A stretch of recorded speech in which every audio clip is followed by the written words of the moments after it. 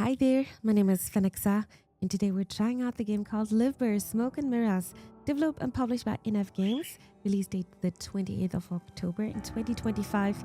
And today it's gonna be a psychological horror game. It's a short psychological horror interactive story. 5 years after vanishing without a trace, the woman you once called your love writes from beyond the silence. I'll give birth to our creation. In 3 acts, descend into a fractured mindscape where obsession, memory, and myth intertwine. That sounds very intriguing, right? Let's start a new game.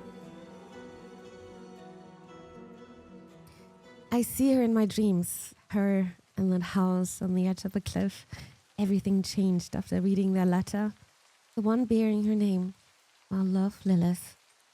5 years ago, on a dark night, they took her from that house, executed for a black alchemy. I was the one who turned her in. But now, she's called me back to the house, wants to bury a breath in my sins. But how? That's what I have to find out.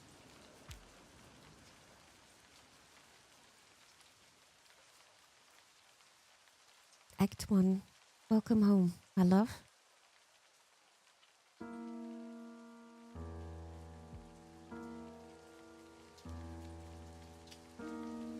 For past the Hook Haven, which is woven by the grounded ships of Livber, there's a whirlwind roaring in the east. You don't see it, you don't hear it, yet you know the power it holds, enough to alter all of Gaia, a womb for gales to blow out of.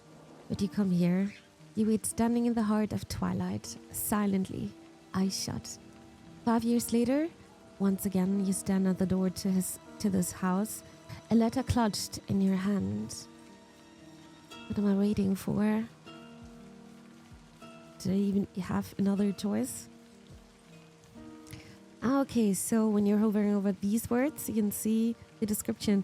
A coastal nation in the northwest of Gaia, governed not by a central authority, but by a 5-member council known as the Court of Trade. It is highly advanced in seafaring. And this is Gaia, a windswept world of 15 island nations, home to unique races and cultures. I'm gonna read the letter. The raindrops fall on the paper, landing with soft patters. You grip the letter tightly with both hands, keeping it from being blown away by the wind. The silvery moonlight trapped between the clouds shimmers across the ink spilled from a woman's hand.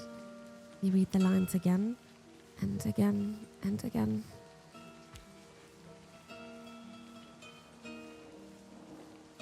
My love, if you're reading these lines, it means there's still something inside your heart that belongs to me.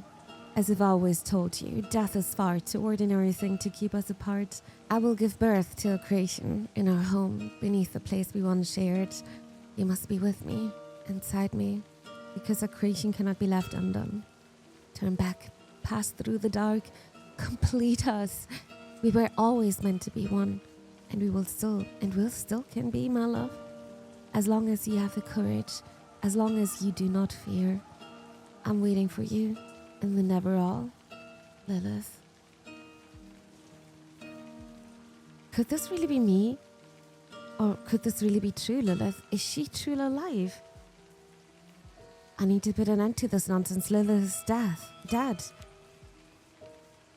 And yet, you fear that she isn't because what waits for you may be far more dangerous than a corpse calling you to her door. Like what? Like memories? Just like this very moment, standing here in the rain, a memory brought you here and it keeps you here. Why here? Why would Lilith call me here?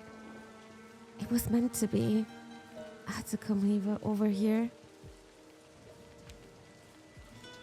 Where else could it be? This is where the two of you began. That wooden house on the cliffs by Livber shore. This is where you first held each other. Your first night, your first love, and your first lies, all buried here. This 2-story hovel raised upon your memories. I guess I can never escape my memories, can I? They'll find me in the end. I can still leave. It's not too late for anything. Yes, but you won't. The trembling letter in your hand is proof of that. You will see the simple village buried beneath Livber shores. You'll open the door to the shack standing right here, where you stand now. That's it. That easy. I'm gonna let off the letter. You let go of the trembling paper with a rustle like a distant scream. It sails into the twilight. It rises and falls in the wind that whiffs your coat. You watch it shrink into a grey dot in the void, and somehow, though you don't quite understand why, you feel as though you've lost something that mattered deeply. You must keep moving. You shouldn't stand in the rain any longer.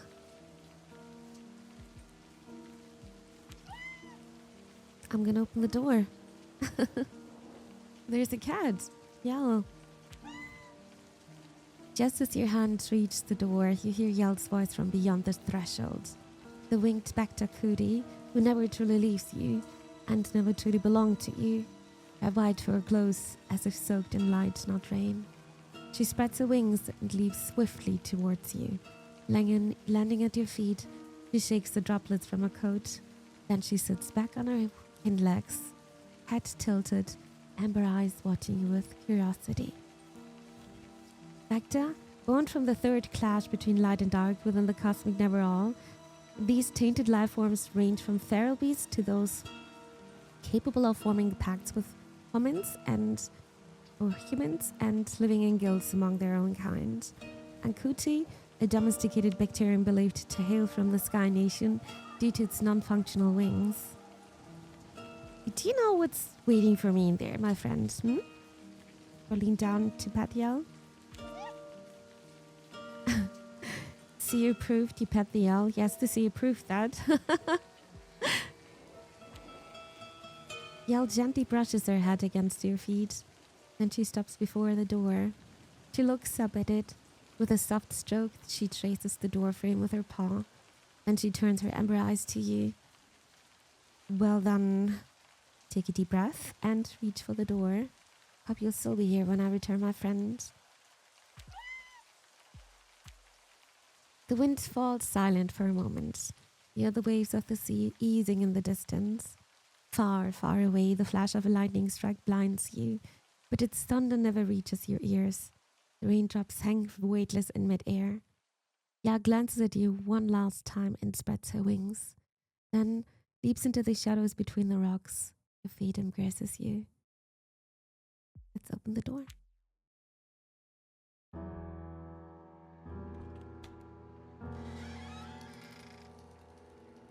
The door creaks open.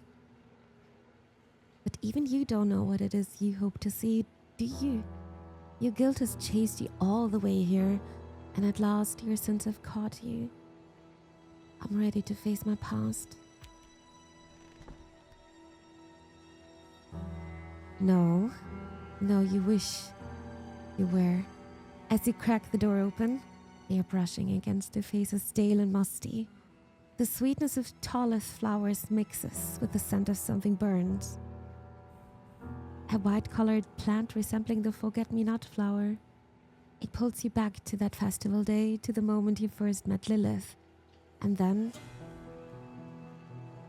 you see her, standing beneath the dim light, like she's been torn from the heart of this house. You lose your breath. A chill crawls up your spine and you freeze. It takes you a moment to realize your knees are trembling, whether from fear or excitement. You can't tell. A whisper slips from your lips. Lilith?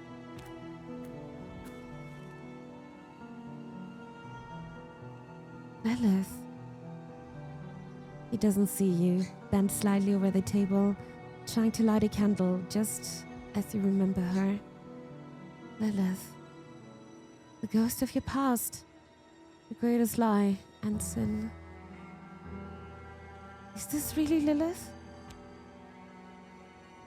You stare stunned at the woman who stands before you. She should be dead. Her hair no longer shines like it did that festival night. Reddish-brown strands fall over her shoulder like wet strings. Her skin is sallow, a ghost-like paleness. And her eyes? The moment she turns her head and you meet them, another hollow question slips from your lips. How? You remember? The festival night. A warm breeze carries the city's aroma far away. You two slip away from the crowded streets. The early black's crimson glow wraps Lilith's hair like a fiery halo. The noise of celebration fades behind you. Right there, you hand Lilith a bouquet of white, taller flowers. She looks deep into your eyes. She smiles. Tossing her hair back, she asks the same question. White, taller flowers. How did you find these? There's nothing I couldn't find for you. They overflowed from my love for you. A beautiful lie, told so well. Even you believed it yourself. My love. She looks at you as if it's about to say something. A pained smile touches her lips. The silence hangs between you. You finally come? You're alive. How can this be? 5 years later, how could you write this letter? How is this possible? I assumed you had read the letters, my love. Death is far too ordinary a thing to separate us. When you left me that night, I left the boundaries of my body. Isn't that what we always thought in the end? I wasn't the one leaving you, Lilith. You wanted this. Why did you call me here? To see you again, my love? We cannot live apart. We're two halves of one whole. And tonight, we will finish what was left unfinished the night you abandoned me to my death. Come, sit. As the candle flame flickers, you see a brief shadow of hatred flash across Lilith's face, as if beneath her skin another face is waiting. No. I won't sit before you give me an answer. Is it really you? Sit in the chair, she gestures you. The wooden dining table stands between the two chairs, layered with years of dust and the remnants of long-forgotten meals. A candle flickers at its center. Its flame shivers with every touch of wind seeping through the walls. It waits, longing to burn out and unleash what's been waiting in the dark. I thought this place would have collapsed into ruins after 5 years. It wasn't exactly in great shape even when we lived here. After that night, I was certain I had lost you forever. Did you truly believe that? That I could leave behind those sketches across dozens of pages, faded, worn, no longer bearing any trace of what they once were, and lead to the never all, my love? No, we'll do this together, just as I told you. The infinite cosmic void that existed before the birth of the universe, from which the forces of light and dark emerged. Come, let's eat. I think you'll enjoy it. Yes, that's exactly what she said. What she had said the night she left her to die. Came back.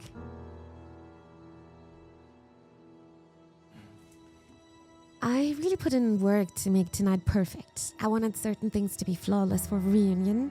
After you've let me rot, so it's been. She pauses for a moment, looks out the window where the moonlight falls. You thought I should have died. I know you did. After I made you that offer, after I told you that we had to become one, our souls, my love, we had to piece our souls together and bind them with that alchemy ritual. You expected me to pay the price for your madness, Lilith. I said no because you had decided to destroy me. I had to make a choice. Maybe I should have said yes to you that night. Perhaps everything was already fractured and I was just ignoring it. Her hand holding the fork freeze in midair for a second. As the silence stretches, Lilith's breathing deepens. My madness?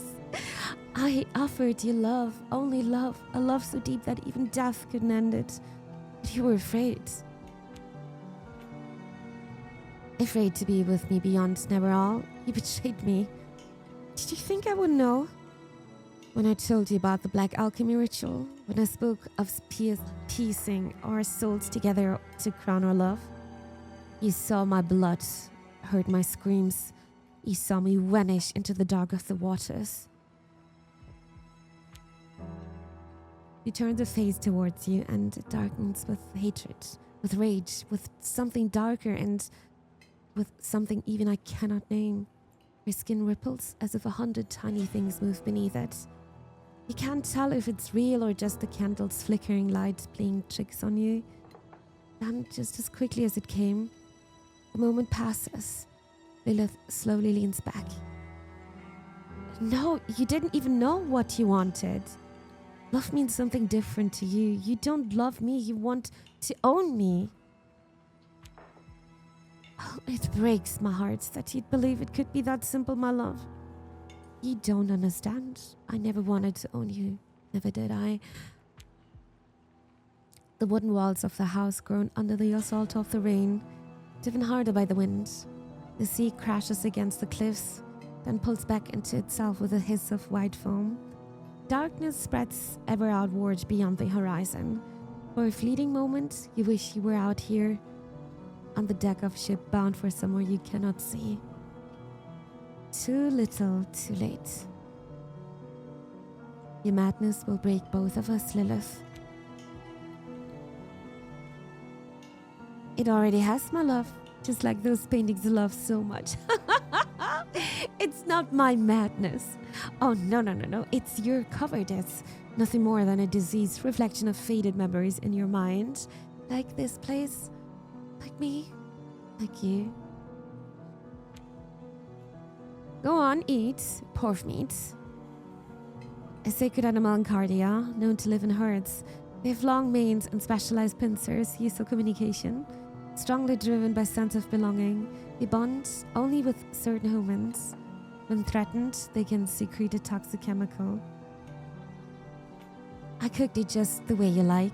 It wasn't easy, but it melts slowly on the tongue. When the fat coats the roof of your mouth and slips beneath your tongue, you taste the herbs. God's pork meat, Lilith, you've completely lost it. I never imagined pork meat could be edible.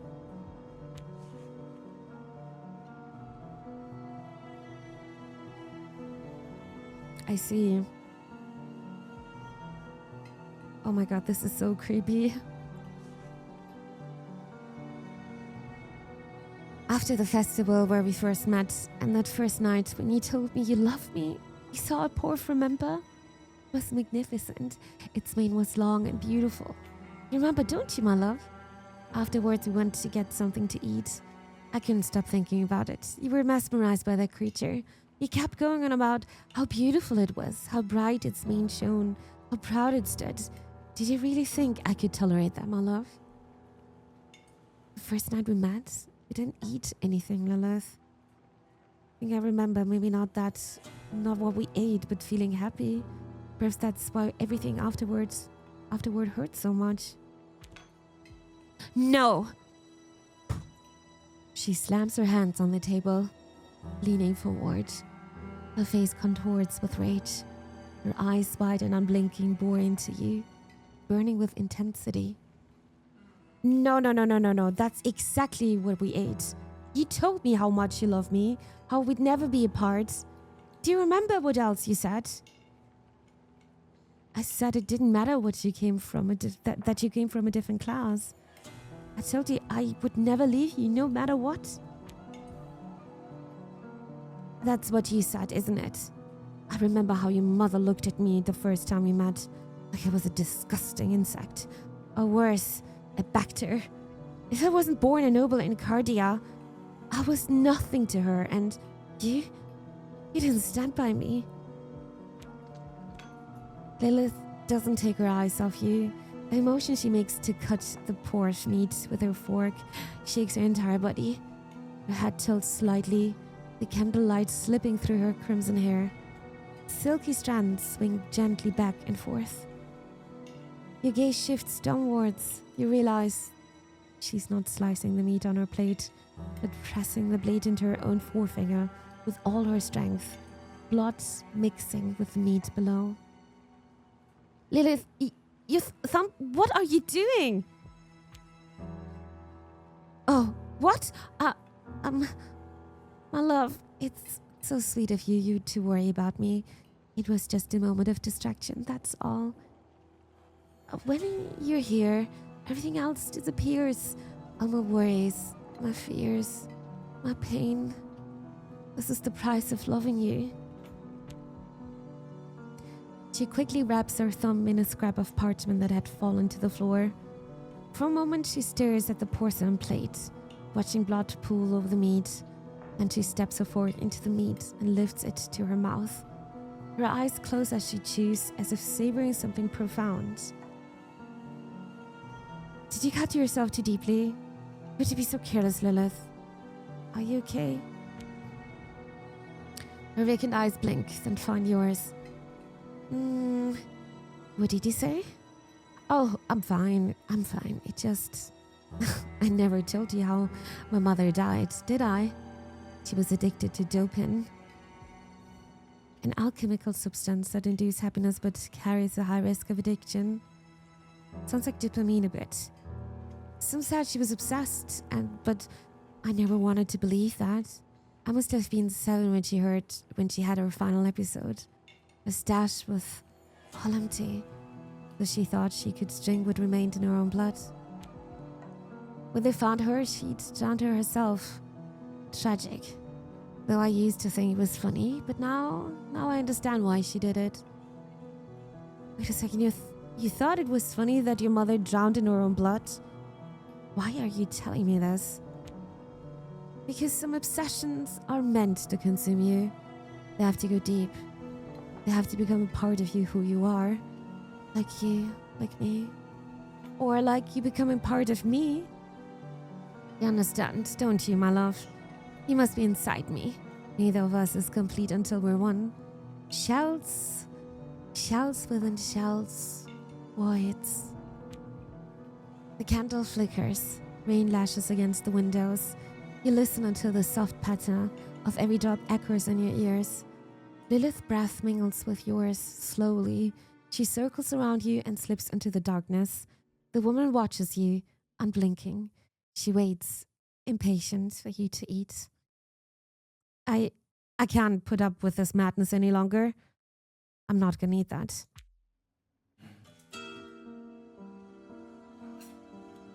Do you think you can defy fate? From the beginning, we were destined to be one. Neither you nor anyone else can stop this. Never, never, never. Standing up, your head spins. You steady yourself and move towards the door. Behind you, Lilith gasps. Just as your trembling hands reach the door, Lilith blocks your path, eyes wide with madness, mouth agape. She clutches the knife she'd used to cut the meat. You instinctively tense up. Lilith, don't be ridiculous. Get out of my way. You've completely lost your mind. Listen to me. You don't have to do this. I even haven't finished what I have to say, my love. Everything is ready for our souls to unite. We only have to die together. Lilith, do you realize what you're asking? This isn't love. Please come to your senses. I'm begging you. Wish I could have saved you from this pain, Lilith. Rain pounding against the windows intensifies. Lightning briefly illuminates the paintings, fresh and glistening as if you just painted. Your eyes drift towards the pork meat. Its subtle mousse on the bloodied plate. I can't let you leave, my love. You haven't finished your meal. Listen, I only came to understand you. Whatever you mentioned in your letter, that's why I'm here. I'm here to talk. I didn't come here to eat or anything. You've lost your mind. You've changed. You're part of me, in my body, my heart, my soul. Do you understand? You're mine, my love. Mine. I can't lose you again. On a maddened face, there's a terrifying grin mingled with dread. Beams bulge her forehead. The whites of her widened eyes are bloodshot. Her grip tightens on the knife until her knuckles whiten. She steps towards you. Stop it! Lilith's crazed eyes bulged as if ready to burst from their sockets. Beneath her ragged clothes, her chest heaves violently with each breath. Then suddenly, her skin splits apart like parched earth around ever-blowing whirlwind on a distant island nation. Her cheeks, mouth, hair, your last shred of rational thought screams at you. I'm gonna run. Your feet recall an archaic reflex and you stumble over one of the books scattered on the floor, crashing down for a brief moment. Yellow pages spill out across the ground from the fallen book. You catch glimpses of your own drawings, a dining table and a woman clutching a knife, but there's no time to focus. Struggling to your knees, you crawl deeper into the house. That's when you remember there's a passage leading from the basement to the cellar door outside. Cellar, I must get to the cellar. Another exit, a window, a back door. There must be something. I don't want to go to the cellar. I think that's the only way. There's nothing left to separate us, my love. From the darkness of the corridor, Lilith's voice emerged, scarcely taking shape in her throat. It carries the strangeness of an extra-Gaian creature that seems to have only just learned how to speak. You sprint and finally reach the cellar door. Gripped by the sudden terror, you seize the cellar's cold handle, expecting a hand to clutch your shoulder at any moment as footsteps growl louder down the corridor. But it never comes. As you push the door open, a wave of dampness and the nauseating stench of things that could long have been dead hits you in the face. Stepping through the doorway, you slam it shut. As you bolt the door behind you, abysmal silence and darkness wrap around you. Closing my eyes and take a deep breath.